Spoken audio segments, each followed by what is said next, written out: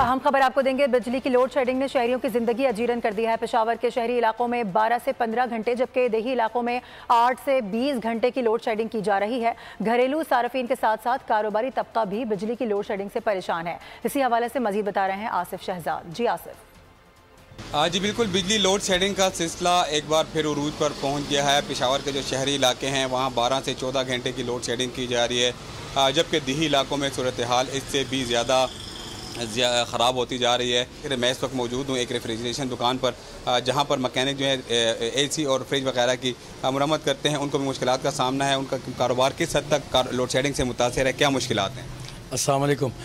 बात ऐसी है कि इधर लोड शेडिंग बहुत ज़्यादा है, जिसकी वजह से हमारा एक तो काम पहले से कम था, लेकिन बिजली की वजह से काम निकल नहीं रहा।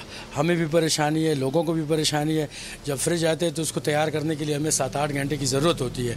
7-8 घंटे चल के वो तैयार होता है, तो इधर लोड शेडिंग हो जाती है, जिसकी वजह से हमारा काम नहीं निकलता। कारोबारी अफराद भी जो है वो इसका शिकार हैं। उनका कहना है कि बिजली लोड शेडिंग का दौरानिया जो है वो कम से कम किया जाए ताकि उनके कारोबार भी चल सकें। बहुत शुक्रिया आपका। सब्सक्राइब करें और बेल दबाएं ताकि कोई खबर रह न जाए।